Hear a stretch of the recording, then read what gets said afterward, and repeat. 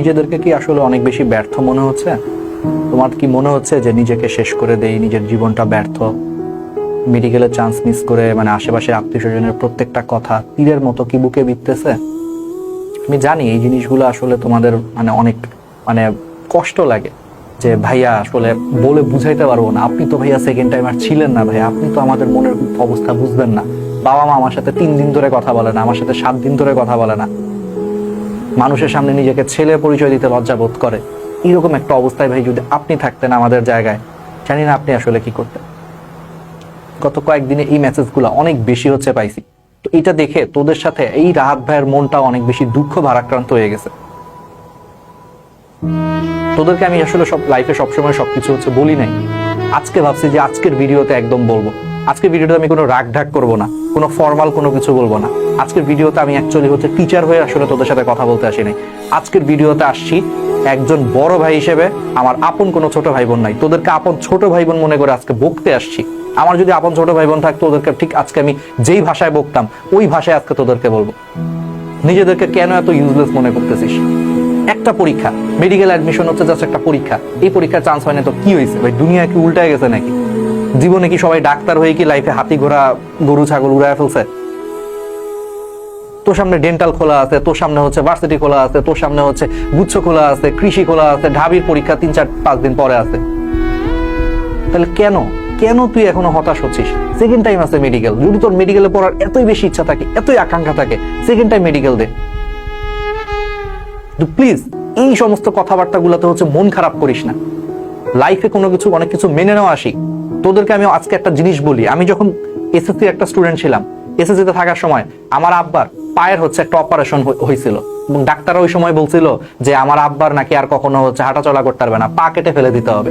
এসএসসির সময়, ওই সময় আমি মাত্র হচ্ছে এসএসসি দিচ্ছি, আর ওই টাইমে আমার আব্বা আমার ফ্যামিলির একমাত্র আর্নিং মেম্বার ছিল। আমি মধ্যবিত্ত পরিবারের সন্তান, তো একমাত্র আর্নিং মেম্বারের যদি পা কেটে ফেলে দেওয়া হয় অবস্থাটা কি বুঝতেছিস? ওইরকম একটা সিচুয়েশন ছিল এই টাইমে।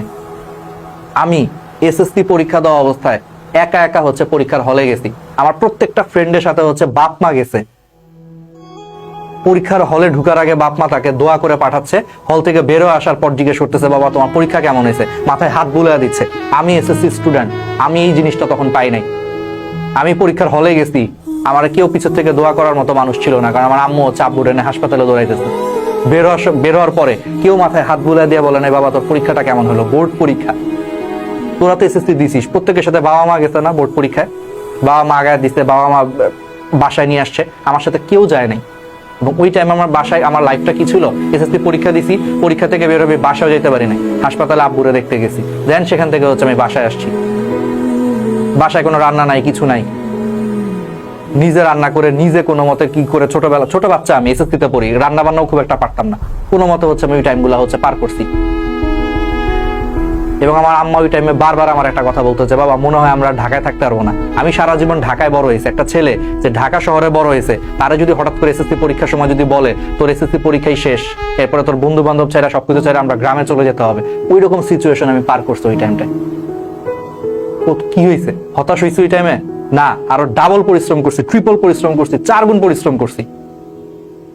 মনে হয়েছে যে আমি 10 ঘন্টা কেন 20 ঘন্টা করে হইলো এই অবস্থার উন্নতি করতে হবে যদি আল্লাহ আমার পাশে থাকে, এইভাবে চিন্তা করছো ওই টাইমটায়। তাহলে তোরা কেন এত অল্পতেই হচ্ছে হাল ছেড়ে দিচ্ছিস? কেন এত অল্পতেই হচ্ছে তোদের মনে হচ্ছে যে আমি ব্যর্থ, আমি জীবনটা কি এতই ঠুনকো, এতই ব্যর্থ, মানে একটা সিঙ্গেল পিস অফ পেপার তোর জীবন নির্ধারণ করে দিচ্ছে, জাস্ট এতই হয়ে গেল? না, ঘুরে দাঁড়া, ফাইট কর। এই রাহাত ভাই তোদের জন্য কি না করছে, তোদেরকে প্রচুর শত শত ফ্রি ক্লাস দিচ্ছি, ন্যানো বায়োলজি কোর্স, ফুল বায়োলজি ফ্রি করে দিছি সারা বাংলাদেশে, ন্যানো মেডিকেল কোর্স দিয়ে পুরো মেডিকেল অ্যাডমিশনের জন্য পড়ায় দিছি। তুই পড় ভাই, তুই পড়, মন খারাপ করে বসে থেকে কোনো লাভ নাই, একটা মার্কস ধরে পরীক্ষা বেশি দিবে না।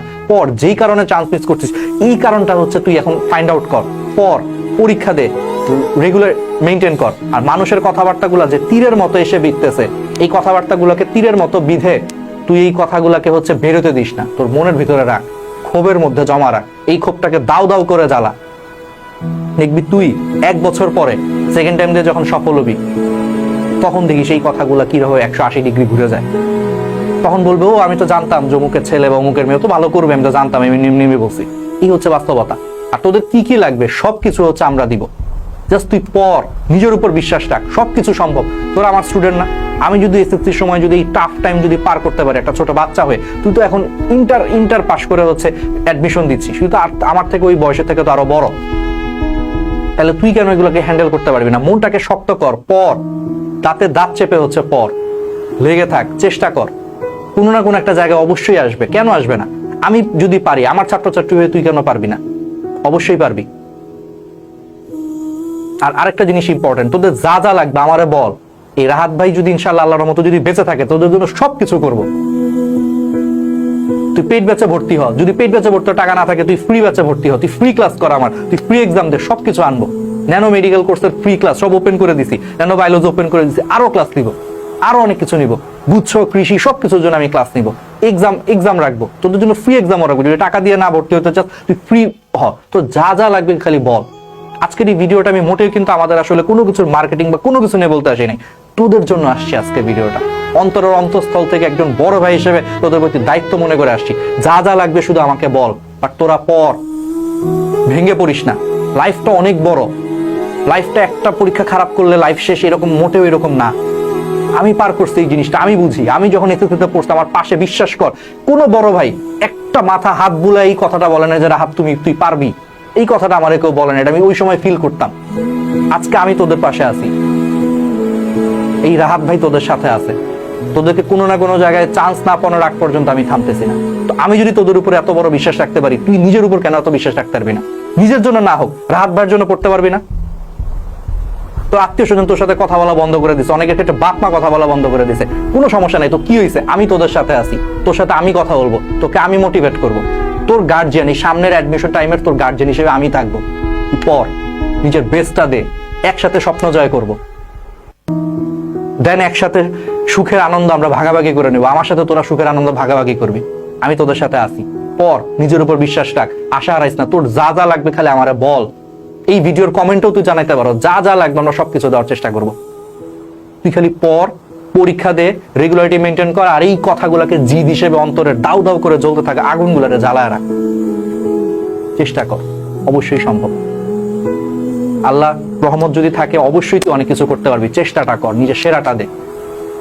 আর আমি যতদিন বেঁচে আছি ইনশাল্লাহ তোদেরকে কখনো ফেল হতে দিব না। আমি আমার সর্বোচ্চটা দিয়ে যত কন্টেন্ট লাগে, যা যা লাগে সব দিব, আরটিডিএস থেকে সব দিব। তোরা খালি পড়, আমাদের জন্য দোয়া কর, আর খালি পড়। হবেই, একসাথে কোনো না কোনো একটা দিন হচ্ছে হবেই, স্বপ্ন জয় হবেই। এখন না হোক, পরের বছর হবে, পরের বছর না হোক, জীবনের আরো কত পরীক্ষা দেওয়া বাকি। এই যে আমি ডাক্তার হয়ে গেছি, তো কি হয়েছে? এখন আমার বিসিএস পরীক্ষা দেওয়া লাগে না? সামনে তুই আরো বড় হয়ে বিসিএস দিবি, দেশের বাইরে চলে যাবি, ডিগ্রি পরীক্ষা দিবি, জীবনভর কত পরীক্ষা, কত অপরচুনিটি। তাহলে কেন একটা জাস্ট একটা পরীক্ষা খারাপ করে আত্মীয় স্বজনের কথা শুই না, মানে নিজেকে ব্যর্থ মনে হচ্ছে, নিজেরা শেষ করে দিতে মন চাচ্ছে কেন? বড় ভাই হিসেবে তোদেরকে কথাগুলা বলতেছি আজকে, কিন্তু আমি একজন এই কথাগুলো যে শুনতেছি, এটা কিন্তু একটা টিচারের কথা না, এটা একজন দুঃখ পাওয়া বড় ভাইয়ের কথা, যে অন্তরের অন্তঃস্থল থেকে ছোট ভাইদের জন্য দুঃখিত। আমার ছোট ভাই বোন যদি আজকে এই অবস্থা থাকতো, ঠিক সেম টোনে কথা বলতাম তোদেরকে, যেটা আমি বলতেছি। পর ফাইট কর, হোঁচট খাইছিস, হেরে যাস না। একটা পরীক্ষায় চান্স না পাওয়া মানে তুই হেরে যাস না, তুই হোঁচট খাইছিস, বড় হোঁচট খাই কি তুই মাটিতে পড়ে থাকবি? উঠে দাঁড়া, আরো দ্বিগুণ উদ্যমে দৌড়াদৌড়ি শুরু কর, অবশ্যই পারবি। তুই তোর স্বপ্নের গন্তব্যে পৌঁছাবি। যা যা লাগবে এই রাহাত ভাই, এই আরটিডিএস, এই ডিএমসি স্টেশন সবকিছু তোকে দিবে, জাস্ট পড়।